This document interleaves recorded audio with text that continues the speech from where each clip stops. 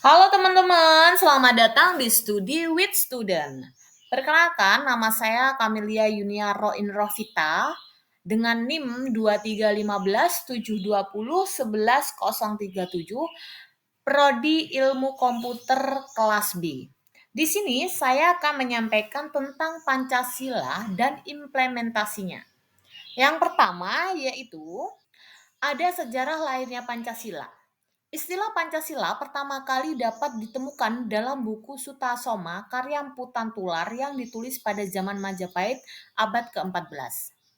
Pancasila sebagai dasar negara pertama kali diusulkan oleh Ir Soekarno pada tanggal 1 Juni 1945 di hadapan sidang Badan Penyidik Usaha-Usaha Persiapan Kemerdekaan Indonesia atau BPUPKI.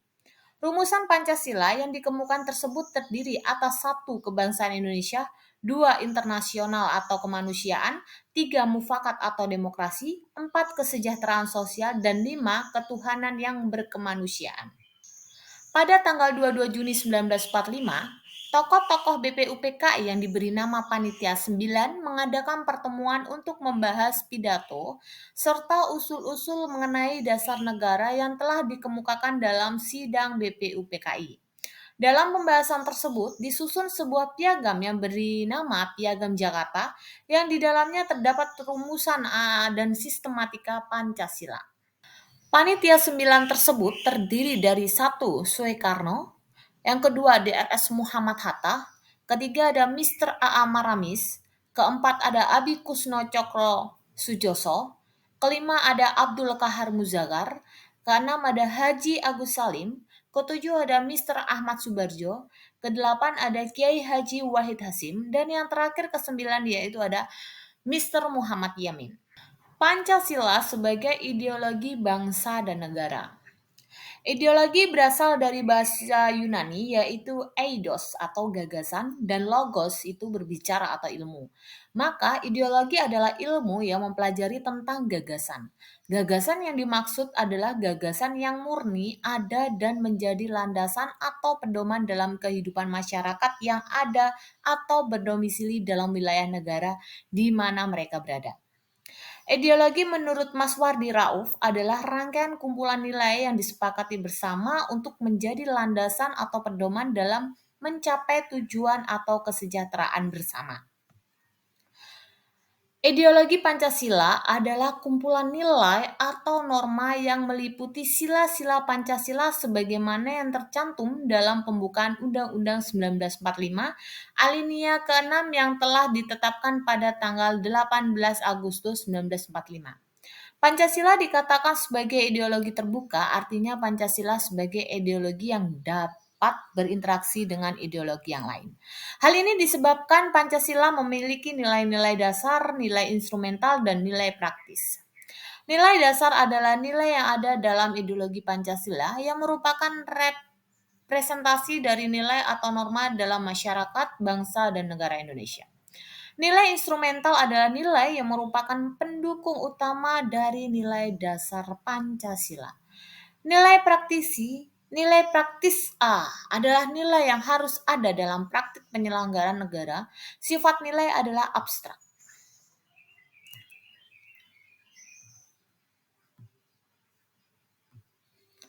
Fungsi dan peranan Pancasila dalam kehidupan masyarakat, berbangsa dan bernegara. 1. Yaitu ada Pancasila sebagai jiwa bangsa Indonesia. Kedua, Pancasila sebagai sumber dari segala sumber hukum Indonesia. Yang ketiga ada Pancasila sebagai perjanjian luhur Indonesia, Pancasila sebagai pandangan hidup yang mempersatukan bangsa Indonesia, Pancasila sebagai cita-cita dan tujuan bangsa Indonesia, Pancasila sebagai moral pembangunan, dan yang terakhir yaitu pembangunan nasional sebagai pengalaman Pancasila. Implementasi Pancasila dalam kehidupan masyarakat yang pertama yaitu berbunyi ketuhanan yang Maha Esa, yang percaya pada takwa kepada Tuhan yang Maha Esa. Hormat menghormati dan bekerja sama antar pemeluk agama dan kepercayaan berbeda. Saling menghormati dan kebebasan menjalankan ibadat sesuai agama dan kepercayaannya. Yang terakhir yaitu tidak memaksakan agama dan kepercayaan kepada orang lain.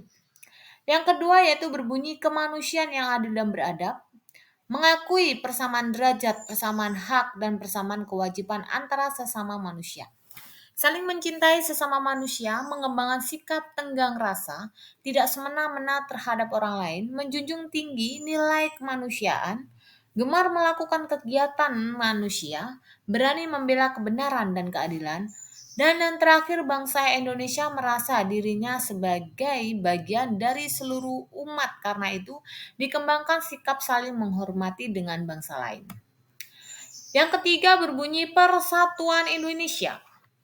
Menempatkan persatuan, kesatuan, kepentingan, serta keselamatan bangsa dan negara di atas kepentingan pribadi atau golongan, rela berkorban untuk kepentingan bangsa dan negara, cinta tanah air dan bangsa, bangga sebagai bangsa Indonesia bertanah air Indonesia, memajukan pergaulan demi persatuan dan kesatuan bangsa yang berbineka tunggal ika.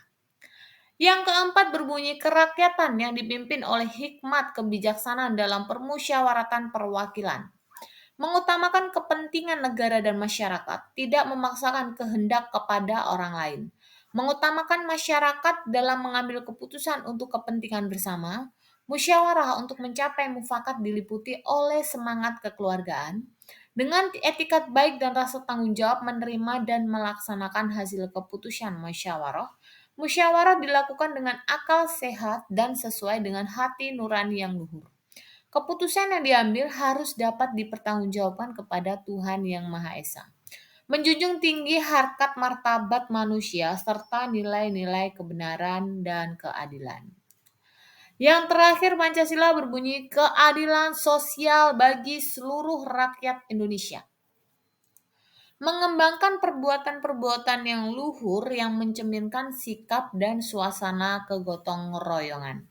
Bersikap adil, menjaga keseimbangan antara hak dan kewajiban, menghormati hak-hak orang lain, suka memberi pertolongan kepada orang lain, menjauhi sikap pemerasan terhadap orang lain, tidak bersikap boros, tidak bergaya hidup mewah, tidak melakukan perbuatan yang merugikan kepentingan umum, suka bekerja keras, menghargai karya orang lain, bersama-sama berusaha mewujudkan kemajuan yang merata dan berkeadilan sosial. Berikut penyampaian dari saya tentang Pancasila dan implementasinya. Terima kasih dan salam patriot.